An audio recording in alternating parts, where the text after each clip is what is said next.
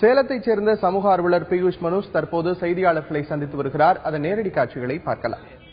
Sir டக்குன்னு interview எடுங்க, இந்த ஆள் டக்குன்னு அனுப்பணும். அவர் பேர் கேட்டு இன்டர்வியூ எடுத்து நேரா சூப்பரண்ட் ரூம்குள்ள கூட்டு போய் ஜெயிலர் ரூம்குள்ள கூட்டு போனாரு. சூப்பரண்ட் மிஸ்டர் செந்தில்குமார் அங்க உட்கார்ந்து இருந்தாரு.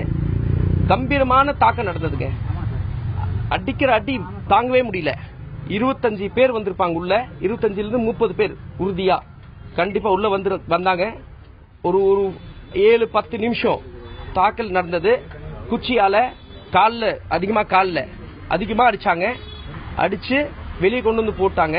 அந்த ஜெயிலர் ரூமுக்கு எதிரில் காரிடார்ல போட்டாங்க. திருப்பியும் செந்தில்குமார் அவர் வந்தார் வெளியே. சூப்பரண்ட் செந்தில்குமார் வெளியே வந்தாரு. சூப்பரண்ட் ஆஃப் பிரிசன்ஸ் வெளியே வந்து என்ன பார்த்து ஒரு அறை விட்டாரு. ஓங்கி அறை விட்டு பிரிசனுக்குள்ள இருக்கணும், ஒரு விஷயம் வெளியே போச்சுன்னா முடிச்சு விடுவேன்னாரு. இது யோசனை பண்ணக்கூடாது, அதான் முக்கியமானது. யோசனை பண்ணக்கூடாது சொன்னாரு. அப்புறம் திருப்பியும் புதன்கிழமை, இது வெள்ளிக்கிழமை நடந்தது, 13ஆம் தேதி புதன்கிழமை அவர் பிளாக் இன்ஸ்பெக்ஷன் வரும்போது திருப்பியும் தாக்குனாரு. அவர் கூட ஒரு எஸ்ஐ சீஃப் வார்டன் திருநாவுக்கரசு அவர் ரொம்ப அதிகமா தாக்குனாரு செல்மேட்ஸ் முன்னாடி. இதுக்கப்புறம் நான் 21ஆம் தேதி எனக்கு பெயில் கிடைச்சது. நான் வெளியே வந்தேன். சனிக்கிழமை போய் ஒரு எம்ஆர்ஐ ஸ்கேன் எடுத்தோம்.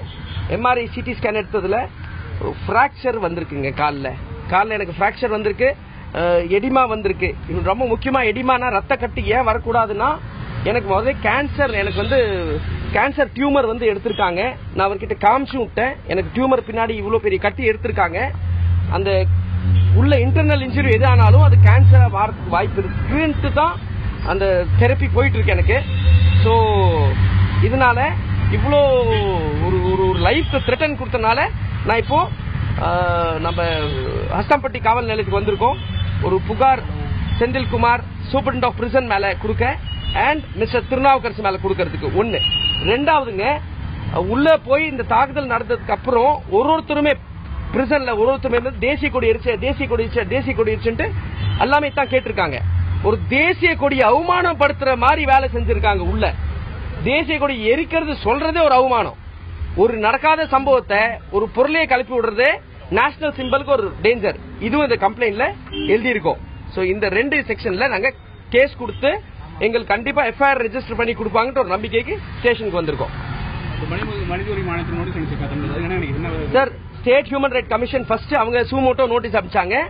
அதுக்கப்புறம் நேஷனல் ஹியூமன் ரைட் கமிஷன் அவங்களும் நோட்டீஸ் அனுப்பிச்சிருக்காங்க. ஏடிஜிபிக்கு ரிப்ளை பண்ண சொல்லிட்டு சீஃப் செக்ரட்டரி மூலியமா டிஜிபி மூலியமா அனுப்பிச்சிருக்காங்க. கண்டிப்பா அங்கிருந்தும் எனக்கு நியாயம் கிடைக்கும்னு நம்புறேன். ஏன்னா சாலிட்டரி கன்ஃபைன்மெண்ட்ல வச்சிருந்தாங்க.